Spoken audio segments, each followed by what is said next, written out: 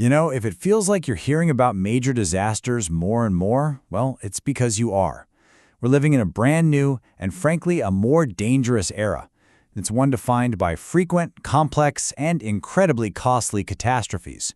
And this isn't some far-off future problem. It's our new reality right now. Just look at this number. $380 billion. Now, where does a number like that come from?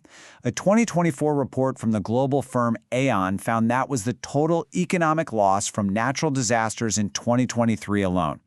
To put that in perspective, that's 22% higher than the average for this century. But of course, the cost isn't just economic. It's devastatingly human. Natural disasters claimed 95,000 lives in 2023. That is the highest number of fatalities we've seen since 2010, and it was driven largely by earthquakes and really intense heat waves. These aren't just statistics. These are families, communities, completely torn apart. So, how do we even begin to make sense of all this?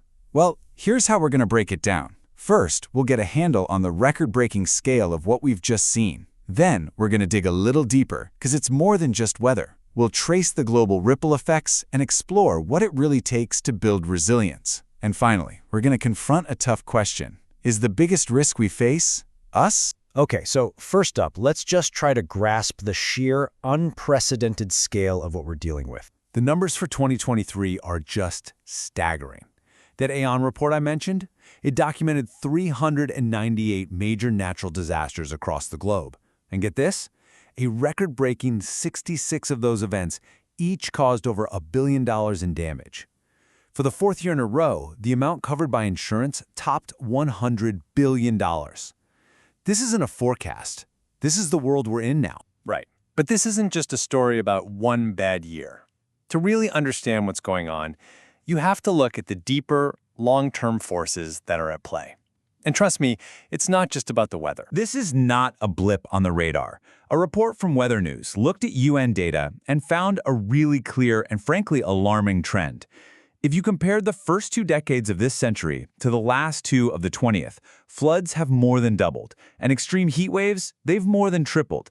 This is the long-term fingerprint of a warming planet. But climate science is only one piece of the puzzle.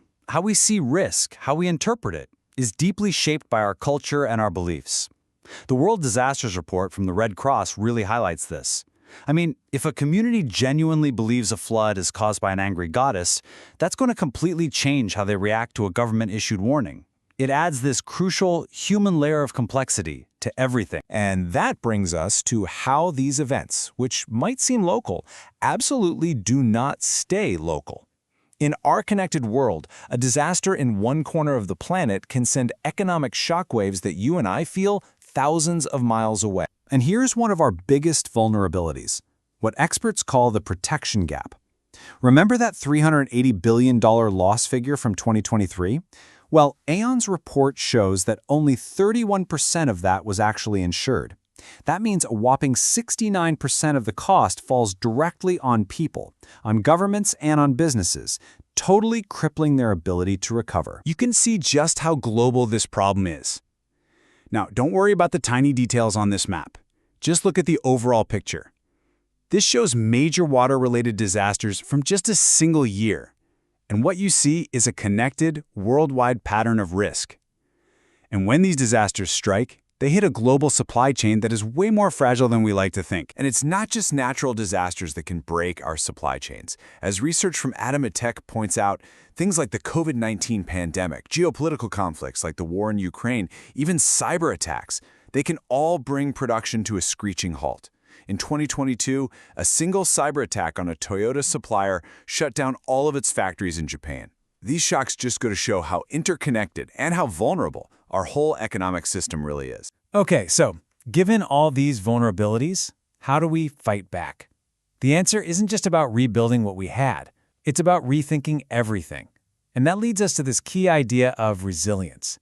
It's become the new imperative for everyone. So what are we really talking about when we say resilience? Well, it's the ability to flexibly adapt and recover. It's about being able to bounce back. For a supply chain, it means getting operations restored quickly after a crisis hits to minimize the damage. The key here is that it's a proactive strategy, not just a reactive cleanup job. So how do you actually do it? Well, it can be broken down into 4 key steps. First, you have to visualize information. Everyone in the chain needs to know what's going on. Second, you have to diversify your suppliers. You just can't rely on one company or one country anymore. Third, secure your inventory to create a buffer against shocks. And fourth, you have to manage your partner's risk, because you are only as strong as your weakest link. The financial world is also getting creative. Insurance is evolving from just being a simple recovery tool to a really strategic one. New products are being designed specifically for things like renewable energy projects, not just to protect them from a hurricane, but also to protect them from wild swings in market prices. This helps take some of the risk out of the huge investments we need for the green transition. All right, for our final section, we need to turn inward. Because after looking at the storms and the supply chains and all the strategies, we have to confront the most complex part of this whole equation, the human dimension of the crisis. You hear this term a lot now, existential threat, and a growing number of scientists are using it to describe climate change. But what does it really mean? It's not necessarily about some instant Hollywood-style extinction event. It's about a risk that could lead to the collapse of civilization as we know it, pushing us into a permanently broken state that we might never recover from. Climate scientist Michael Mann puts it very bluntly. He says the collapse of civilization is easily imaginable.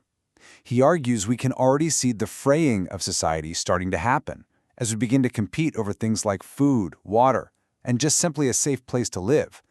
It's a pretty stark warning about where we could be headed. But is the threat purely environmental? Philosopher Olufemi O. Taiwo offers a different angle. For him, the real crisis is political. He says the danger isn't just the damage to the planet, but the way our political systems, the very institutions that are supposed to protect all of us, get twisted to serve private interests. And that stops us from taking collective action right when we need it most. And this, I think, points to a really necessary shift in how we think about all of this. To find a path forward, the World Disasters Report argues we have to stop just writing people off as irrational. Instead, we have to recognize that people operate with different rationalities, all shaped by their unique cultures, their beliefs, and their day-to-day lives. Which really brings us to our final big question. After everything we've looked at, is the ultimate disaster the physical changes happening to our planet? Or is it our own collective failure to adapt the way we think, the way we govern, and the way we live together to meet a challenge this big? That's really the question we all have to answer.